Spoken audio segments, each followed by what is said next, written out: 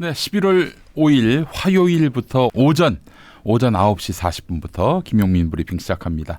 11시 들어오시면 이제 거의 끝날 무렵에 들어오시는 거예요. 자, 다음 월요일은 방송 쉬고요. 화요일 11월 5일 오전 9시 40분부터 방송한다는 점 여러분 잊지 말아주시기 바랍니다. 오전 9시 40분에 많이 들어와 주시기 바랍니다. 더불어민주당은 윤석열이 2022년 재보궐선거 당시 국민의힘 공천관리위원회에 김영선 공천을 부탁했다는 취지의 욕성 발언, 이것이 공직선거법을 정면으로 위반했다라고 주장했습니다. 공직선거법 86조에서는 공무원이 자신의 직무나 지위를 이용해서 선거에 영향을 미치는 행위를 금지하고 있는데, 이를 위반할 때에는 3년 이하의 징역형이나 600만 원 이하의 벌금형을 규정하고 있습니다. 국민의힘 공관위에서 나한테 공천 명단을 들고 왔기에 내가 김영선이 경선 때부터 열심히 뛰었으니까 그건 김영선이를 좀 해줘라 그랬다. 이런 육성이란 말이죠. 네, 본인이 김영선 공천에 영향력을 행사했다는 진술입니다. 이건 뭐 달리 해석할 여지가 없잖아요. 있는 그대로 보면은 이거는 공천에 영향력을 행사한 증거가 되겠습니다. 확실한 물증이 되겠습니다.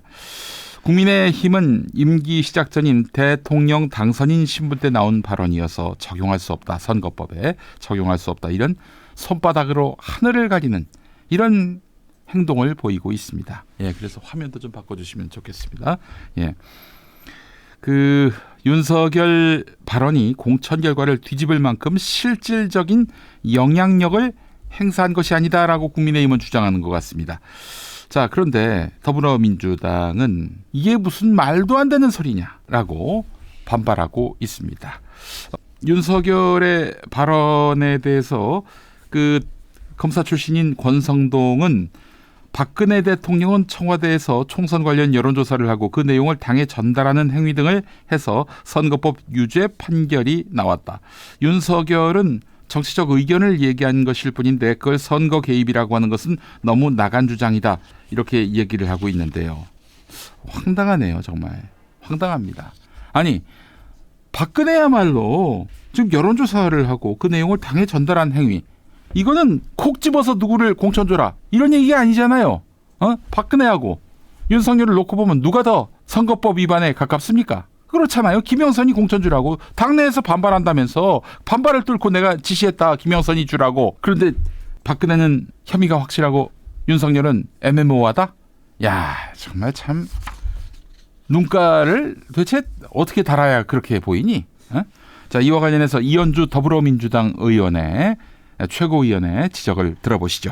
첫째, 대화의 맥락상 단순히 자율적 의견의 표명이라기보다 당에서 말이 많았음에도, 즉 반발하였음에도 불구하고 사실상 밀어붙여 관철시켰다고 보이므로 더 강압적으로 개입하였다고 밖에 볼 수 없고, 둘째, 이번 건은 박근혜 대통령 때보다도 더 특정인을 콕 찍어서 공천을 지시하였다는 점에서 오히려 박근혜 대통령 때보다도 공천 개입의 정도가 더 강했다고 보여서 훨씬 더 심각하다고 보입니다.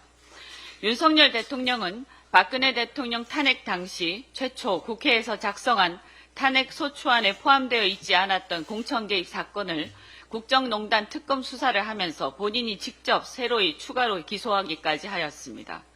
저는 탄핵 자체는 당시 찬성하였습니다만 이후에 벌어지는 국정농단 수사가 갈수록 과도할 정도로 잔인하게 진행되는 것을 보고는 당시 윤석열 검사에 대해서 비판하였고, 급기야 보수 진영의 대통령 후보로까지 출마하는 것에 대해 정치를 파괴할 것이라며 강력히 비판한 바 있습니다. 그랬던 그가 알고 보니 대통령에 당선되고 임기를 막 시작하던 시기에 대담하게도 공천에 직접 개입하였다는 점에 대해 경악하지 않을 수 없습니다. 그래요. 아주 날카롭게 지적을 했지요. 맞습니다. 정말 100%가 아니라 120% 옳은 말을 했어요. 이현주 최고위원이 말이죠. 사실 근데 이건 한번 고민해 볼 필요는 있어요. 명태균하고 윤석열이가 통화한 시점이 2022년 5월 9일이거든요. 그런데 취임은 5월 12일에 했단 말이죠. 5월 10일부터는 뭐 명직한 대통령 신분을 갖게 되는 건데 5월 9일은 당선인이란 말이죠. 당선인. 당선인은 과연 공직선거법에서 이야기하는 공직자인가? 이런 부분은 좀 논란거리가 될 수 있다는 것이죠. 현행법상 공무원은 선거에 대한 부당한 영향력 행사가 불가능한데 지금 대통령 당선인이 과연 공무원인가 하는 부분에 대해서 법조계에서 논란이 있습니다. 대통령직 인수에 관한 법률에 당선인에 대한 각종 예우와 권한은 언급되어 있지만 신분 관련한 규정은 없습니다. 당선인은 국무총리와 국무위원 인사권을 갖지만은 취임 전까지 활동비 외에 월급을 받지 않습니다. 근데 활동비도 국민 세금으로 나오는 거 아닌가요? 어쨌든 여권에서는 윤석열 발언이 공직자가 아닌 민간인 신분에서 나온 사적 대화일 뿐이다 이렇게 얘기를 했는데 정말 쉴드를 쳐도 그 이준석 개혁신당 의원이 그런 말을 했잖아요. 말미잘이 이거보다 더 해명 잘할 것 같다고. 참. 중앙선거관리위원회 유권 해석을 한번 들여다봤어요. 봤더니 그 대통령 당선인이 지방선거 출마자 개소식 참석 등을 할 수 있는지 문의했는데 당선인의 선거 관여가 위법은 아니지만 자제돼야 한다 이런 답변을 받았다고 합니다. 애매모호한 거지요. 사실 그때 윤석열이가 국민의힘 지방선거 출마자들을 격려하는 차원에서 당선인일 때 이 돌아다닐 생각을 하긴 했었어요. 그때 민주당이 강력하게 반발했었죠. 그래서 민주당에서 그렇게 유권 해석을 의뢰했는데 선거 관여가 위법은 아니지만 자제돼야 한다 이런 답을 내놓았다는 것이죠.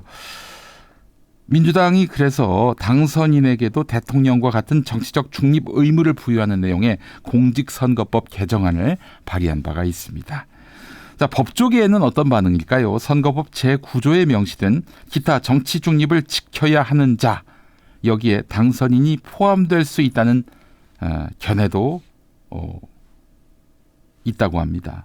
법조계 일각에서는.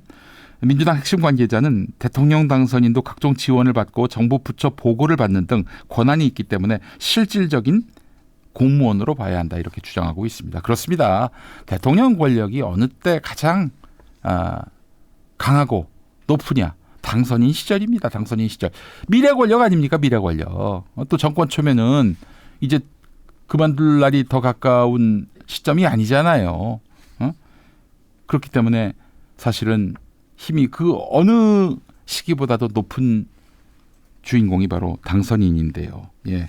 대통령 당선인은 대통령직 인수에 관한 법률을 통해 임기 시작 전 국무위원을 지명하고 인수위원회를 설치할 수 있는 권한을 부여받습니다. 이 법에서는 또 위원장, 부위원장, 위원이나 직원은 공무원으로 본다고 명시했지만 당선자에 대한 공무원 신분 여부는 따로 규정하지 않아서 이게 허점인 것 같아요. 세상에 이런 정말 황당무계한 대통령이 나올 줄 누가 알았겠습니까?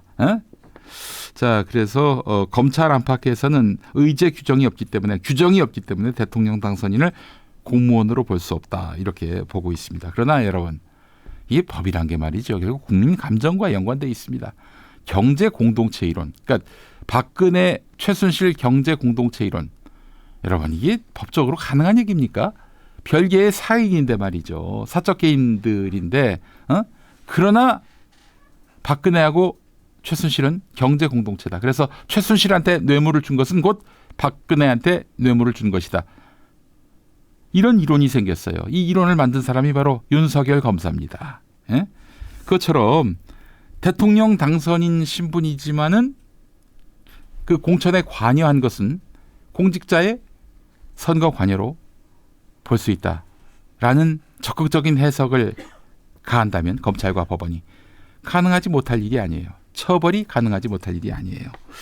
자, 그 게다가 또 이 공천 발표가 5월 10일에 있었단 말이에요. 5월 10일. 네? 대통령 임기 시작한 그날 오후에 김영선 공천을 확정했어요. 자, 그렇다면은 이게 만약 진짜 대통령 당선인이어서 이 공천에 관여한 것에 대해서 처벌할 수 없다라고 한다면은 5월 10일 이전에 지방선거가 끝나야 돼요. 그렇지 않습니까? 근데 5월 10일에 공천이 확정됐다? 그 이전에 밑자락은 다 윤석열이가 당선인 신분 때 했었고 이게 과연 처벌을 면할 그런 명분이 될 수 있을지 모르겠습니다.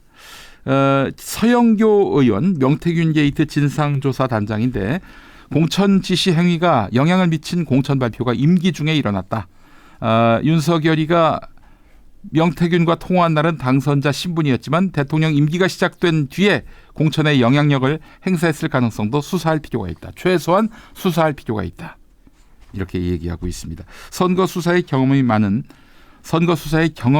한 법조인은 대통령 당선인을 공무원으로 해석하긴 쉽지 않을 것이라면서도 통화 내용을 보면 대통령 임기가 시작된 5월 10일 이후에도 재보선에 관여했을 정황이 있기 때문에 일단 수사가 필요해 보인다. 이렇게 이야기됐습니다. 자, 수사거리가 된다는 것이죠. 수사를 하다 보면은 5월 10일 이후에 공천에 관여한 여러 흔적들이 아마 잡히게 될 것입니다. 5월 10일 이후부터 우리는 이제 관여하지 말아야지 이랬을까요? 자, 박찬대 최고위원의 말을 들어보시겠습니다. 황당무계한 궤변입니다. 첫째, 윤석열 대통령이 공천에 개입한 육성이 공개됐는데 개입한 적이 없다는 소리는 무슨 소리입니까? 공간위에서 나한테 들고 왔길래 김영선이를 좀 해줘라 라고 했다는 말이 공천 개입이 아니면 무엇입니까? 아니면 공간위 보고를 받고 공천 지시를 내린 당사자가 윤석열 대통령이 아니라 김건희 여사라는 뜻입니까? 둘째, 대통령실은 당선인 신분을 강조하는데 당선인은 사실상 대통령의 직무상 권한을 갖고 있었다고 보는 것이 합리적이고 공천이 확정 발표된 것은 통화 다음 날, 즉 대통령 임기가 시작된 10일 오후입니다. 셋째, 통화한 내용이 중요한 내용이 아니라고 하는데 그러면 윤석열 대통령은 왜 검사 시절 박근혜 대통령을 공천 개입 혐의로 수사하고 기소했습니까? 참고로 윤석열 대통령은 서울중앙지검장 시절 박근혜 전 대통령을 공천 개입 혐의로 기소했고 박 전 대통령은 징역 2년의 실형을 선고받았습니다. 대통령실이 보기엔 징역 2년형 정도 범죄는 중요하지 않다는 뜻입니까? 아니면 더 중요한 그리고 더 중대한 범죄가 많아서 기억에 남지 않았다는 뜻입니까? 대통령의 공천 개입을 처벌한 전례도 있습니다. 박근혜 2016년 20대 총선 앞두고 새누리당 친박계 의원들의 공천을 위해서 공천관리위원회 구성에 영향을 끼쳤다는 혐의가 인정이 됐습니다. 당시 박근혜는 나는 보고받은 바도 없고 아는 바도 없다 이렇게 끝까지 우겨댔는데도 징역 2년이 확정됐습니다. 1심, 2심, 3심 다 유죄로 나왔던 것이죠. 자, 이 김영선 한 명을 콕 집어서 공천주라고 한 윤석열보다 간접적인 행위였는데 유죄가 인정된 것이죠. 자, 이 사건을 기소한 사람이 바로 윤석열이었습니다. 윤석열이었어요. 예. 자, 부장검사 출신의 한 변호사가 한 말이 있습니다. 대통령 녹취까지 나온 이상 현실적으로 창원지검에서 수사하기는 어렵다. 대통령을 정면으로 조준하기 위해서는 최소한 수사 인력 50명은 투입돼야 한다. 특검이 불가피한 상황이다. 이렇게 말을 했습니다. 자, 계속해서 지금 국민의힘은 손바닥으로 하늘을 가리고 있는데 언제까지 하는지 두고 봅시다. 예. 자, 이제 국민들이 분노했다라는 것들을 보여줘야 합니다. 이미 충분히 여론조사를 통해 입증됐습니다. 와, 세상에 여러분, TK 70대도 부정평가가 훨씬 높아요. 이 대세는 굳어졌습니다. 윤석열이 계속 손바닥으로 하늘을 가리면 비참하게 쫓겨나는 역대 대통령의 길을 걷게 될 것입니다.